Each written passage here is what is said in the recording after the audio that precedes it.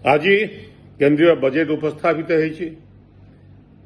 केंद्रीय बजेट को ध्यान सह देखुली, आशा करुली जे ओडिशा न्याय पाइब बोली केंद्रीय बजेट रे। बजेट देखला परे सुनिला परे प्रत्येक ओडिशावासी आज दुखित मर्माहत एवं हताश होती। ओडिशा को प्रताड़ित करा जायछि।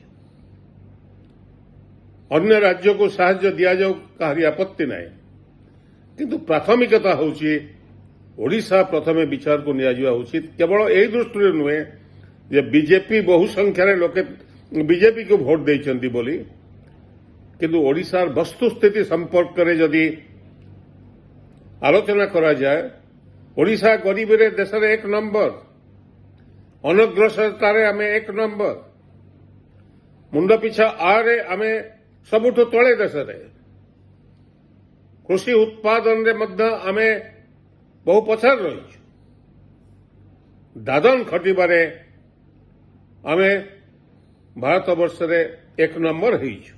ओडिशार गरीबी को ए बजेट उपहास करी। आमे आशा करूथलु जे डबल इंजिन सरकार दिल्ली रे एवं राज्य रे ओडिशावासींकर मौलिक समस्या उपरे किछि व्यवस्था करिवे बोली बजेट रे। बिहार कि आंध्र प्रदेश रे राजनीतिक दृष्टिकोण कौन विचार करा जायछि मु ता भितर को जीवा को चाहे ना। अन्य राज्य तांकर हक पाई लड़ाई करछंती एवं सेमाने पाइले मोर किछि आपत्ति नाही, कि कहार किछि आपत्ति रहिबा उचित नुहे, किंतु ओडिशा को जो अन्याय करा गला आठो बड़ी दुखर कथा किछि न थाई पारे। ओडिशावासी अपेक्षा करिथिले जे केंद्रीय बजेट आसिले बहुत किछि आसिबो।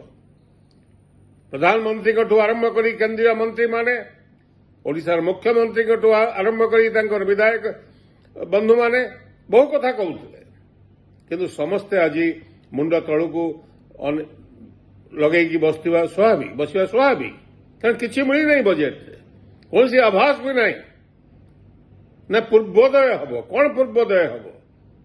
ओडिशा को केवल लूट करा जाउछि, लुंठन करा जाउछि। ओडिशार खनिज संपदा, ओडिशार रत्न भंडार को प्रतिदिन लूट होउछि लक्ष लक्ष कोटी टंकार संपदा। ओडिशा ए देश जानिवा दरकार, प्रति वर्ष ओडिशा 1 लाख कोटी टंकारु अधिक टंका केंद्र सरकार को देता है।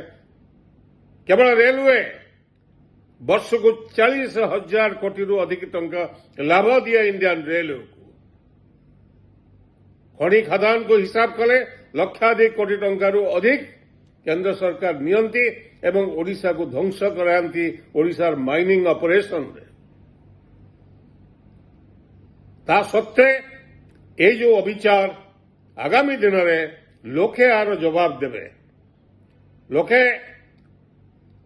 जो अन्याय है एवं ओडिशा को जो बड़ी भाव व्यवहार करागला ता विरुद्ध प्रतिवाद स्वर आगामी दिन में ओडिशावासी आहरी तीक्ष्ण हम एथरे कौन सन्देह ना। आशा करे ओडिशार प्रत्येक युवक छात्र, साधारण मनीष, इंटेलिजेंसिया ए संपर्क में मत दृढ़ भाव ए अन्याय प्रतिवाद करने आगे आसवे। धन्यवाद, नमस्कार।